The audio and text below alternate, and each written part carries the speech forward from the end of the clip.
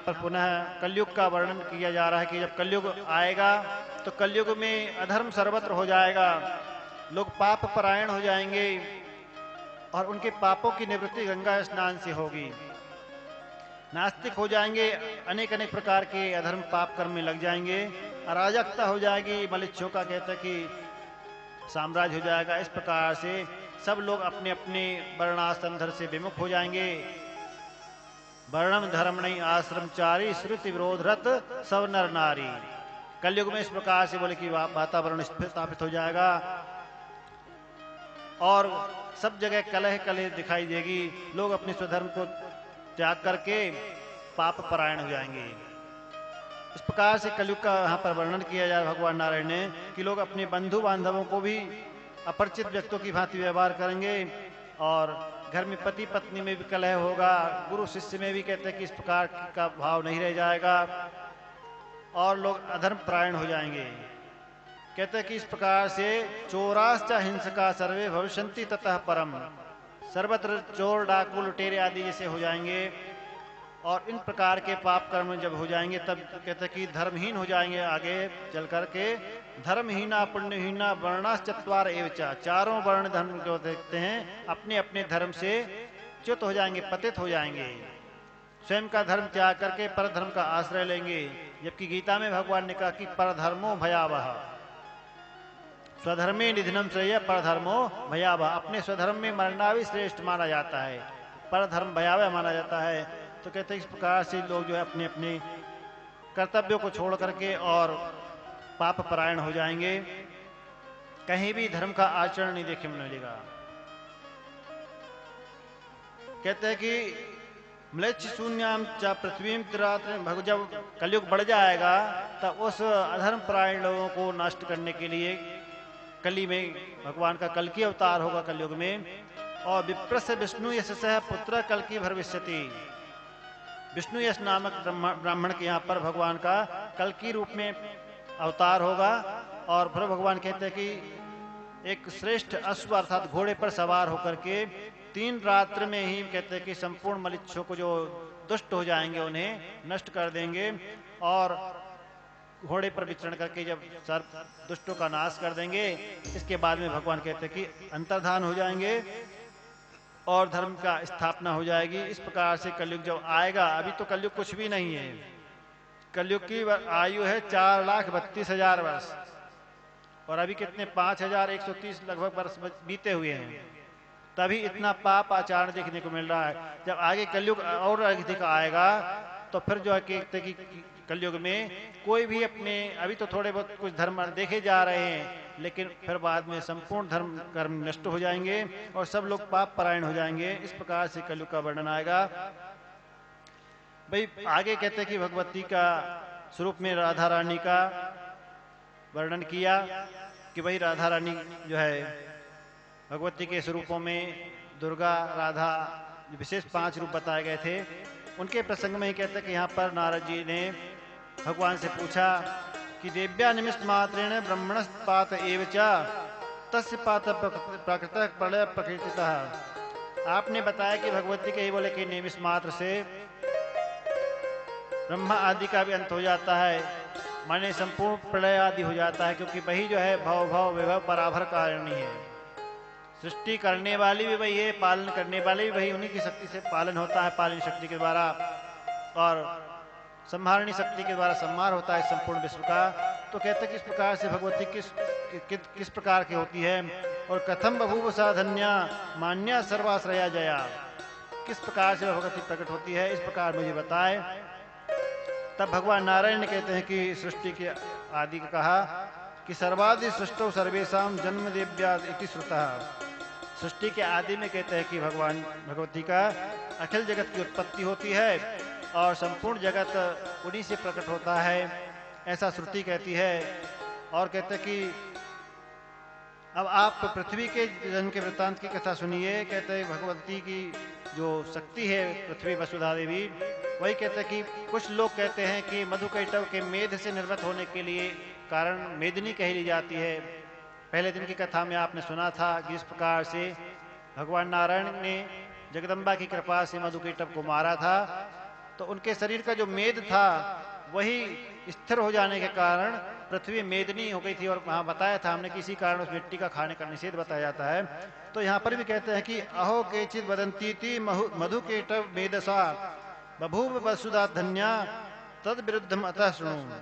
बोले कुछ लोग तो कहते हैं कि मधुकेटव के मेद से उत्पन्न हुई है, और उसके अनंतर भी कुछ बताते भगवान कि वही पृथ्वी धरती जो है समय समय पर कभी जल में डूब जाती, कभी स्थिर ऊपर हो जाती है। और एक बार की बात है, कहते कि बराह भगवान का रूप का वर्णन करते हैं कि जब हिरण्याक्ष ने पृथ्वी को जल में ले गया था, तब भगवान ने बराह रूप धारण, ब्रह्मा जी की प्रार्थना पर बराह रूप धारण करके पृथ्वी का उद्धार किया था और ब्रह्मा जी के द्वारा पूजित हुई। वहां पर इसके बाद में स्वयंभू मनु ने सृष्टि पर विस्तार किया था। तो इस प्रकार से पृथ्वी का वर्णन करते हैं और पृथ्वी पर विपरीत आचरण करने वालों के संदर्भ में बताते हैं कि जो धरती पर इस प्रकार से जन्म लेकर के और विपरीत आचरण करते हैं, धर्म मर्यादा का त्याग करके। नारद जी कहते हैं कि भूमि दान कृतम पुण्यम पापम तद्धरणेन च पर भूहरणात् पापम पर कोपे खनने तथा। बोले भूदान करने से होने वाले पुण्य और किसी की भूमि को हरण करने वाले को जो पाप लगता है, उन सब के बारे में मुझे बताएं। माने भूमि दान करने से जो पुण्य होता है उसका पुण्य क्या होता है, और कोई यदि किसी की भूमि छीन लेता है, हरण कर लेता है, हड़प लेता है, तो उसके पाप क्या होता है। इस प्रकार की मुझे आप बात बताएं। तो भगवान नारायण ने कहा कि मैं आपको बताता हूं कि भारतवर्ष में यदि वितस्ती मात अर्थात एक बीते बराबर जगह भी वितस्ती मात भूमि च यो ददाती च भारते संध्या पूताय विप्राय स याति शिव मंदिरम। किसी बोले कि धर्मनिष्ठ ब्राह्मण को यदि एक बीते बराबर भूमि भी कोई दान कर देता है, माने लगभग एक बीता माने 1 फुट का भी नहीं होता, लगभग 9 इंच का भूमि, वर्गाकार मान ली स्क्वायर फुट में, इतनी भूमि भी माने कोई दान कर देता है, एक बीते बराबर भूमि भी, तब भी कहता है कि वो सयाति शिव मंदिर अर्थात शिवलोक की प्राप्ति करता है। इतना भूमि दान का महत्व माना जाता है। और भूमि पर कहते हैं कि जो ब्राह्मण वहां पर रह करके संध्या वंदन करते, उपासना साधन करते हैं उस भूमि पर, तो उस दानदाता की भी कहते हैं कि कुल पीढ़ियों का उद्धार होता है। जो व्यक्ति कहते हैं कि कोई किसी ब्राह्मण को ग्राम प्रदान करता है, ग्रामम भूमिम च धान्यम च ब्राह्मण ददाति यह सर्व पाप विनिर्मुक्तो चौभो देवी पुरस्थितौ। इस प्रकार से जो भक्त दान करता भूमि का, किसी को ग्राम दे देता, भूमि दे देता है, धान्य आदि का दान करता है, तो कहते हैं कि वो बाद में भगवती जगदम्बा के लोक को प्राप्त करता है। कदाचित कोई व्यक्ति अपनी ही दी हुई अथवा दूसरे की दी हुई भूमि को हरण कर लेता है, तो कहते हैं कि स्वदत्ताम परदत्ताम वा ब्रह्म व्यक्तिम हरित्वयः सतिष्ठति काल सूत्रे यावत चंद्र दिवाकरो। कोई व्यक्ति बोले जाती अपनी दी हुई भूमि, आजकल कई जगह लोग क्या करते हैं, दान में दे देते हैं, बाद में स्वयं अपना छीन लेते हैं, तो ये बहुत बड़ा पाप माना जाता है। या तो अपनी दी हुई अथवा किसी दूसरे ने दी, उसको बोले छीन ले जाती है। स्वदत्ताम परदत्ताम वा माने अपनी दी हुई अथवा दूसरे के द्वारा दी हुई भूमि को जो हरण करता है, तो वह कहता है कि काल सूत्र नामक नरक में जाना पड़ता है। कब तक बोले यावत चंद्र दिवाकर, मान जब तक आकाश में सूर्य चंद्र रहते हैं। ऐसा यहाँ देवी भागवत में आता है। इसी बात को नीचे की लाइन को परिवर्तन करके भागवत जी में भी भगवान कृष्ण जी ने कहा, बताया कि स्वदत्ताम परदत्ताम वा ब्रह्म वित्तिम हरिचयः 60 वर्ष सहस्राणी विष्ठायाम जायते कृमि। ऐसा भागवत जी में आप लोगों ने सुना होगा कि जो अपनी दी हुई अथवा दूसरे की दी हुई ब्रह्मविद्या को छीनता है, वह 60,000 वर्षों तक विष्ठा का कीड़ा बनता है। वही कालसूत्र नामक नरक माना जाना चाहिए। इस प्रकार से यहाँ पर कालसूत्र नरक का वर्णन किया। तो इस प्रकार से भूमि हरण करने वाले को पाप की प्राप्ति होती है। जो मनुष्य कहता है कि भूमि दान करने के अनंतर गौओं को रहने के लिए जगह देता है, तालाब आदि बनाता, निर्माण कराता है, वहां अन्न आदि और गौचर भूमि को बना लेता है, अधिकृत कर लेता है, अथवा जो गौ के चरने की भूमि है, गोचर भूमि, उसे कर लेता, अथवा पानी पीने का जहाँ तालाब आदि सरोवर है उस जगह को अतिक्रमण कर लेता, रोक लेता है, तो कहता है कि वह भी असीपत्र नामक नरक में जाता है। इस प्रकार मनुष्य कहते हैं कि जो कोई अंबुबाची योग में, जैसे जो आषाढ़ मास में अंबुबाची योग अभी चला ना गुप्त नवरात्रि समय पर, उस काल में कहते हैं कि अंबुबाची योग में भूमि खोदने का कार्य करता है, वह कृमिदंश नामक नरक में जाता है, इसलिए उस समय भूमि खनन निषेध माना जाता है। अंबुबाची योग पर्व रहता है उस समय। और कहते हैं कि जो व्यक्ति किसी के दूसरे द्वारा खुदाए हुए तालाब आदि की मिट्टी निकाल करके फिर उसमें स्नान करता है तो वह पुण्य का प्राप्त करने वाला होता है, उत्तम लोक की प्राप्ति करता है। पूजन के बाद कभी दीपक को नीचे भूमि पर नहीं रखना चाहिए, उसके लिए भी यहाँ पर निषेध कहते हैं कि जो व्यक्ति भूमि पर दीपक रखता है जलाने के बाद में, जैसे आरती उतार ली आपने भगवान के सामने और उसे नीचे रख दी भूमि पर, तो उसका भी दोष लगता है। कहते कि वह 7 जन्मों तक अंधा होता, नेत्रहीन होता है। इसलिए कोई चौकी आदि पर या कोई आसन पर रखना चाहिए, दीपक को नीचे नहीं रखना चाहिए। और भी अनेक पदार्थों को यहाँ चीजों को गिनाया जा रहा है।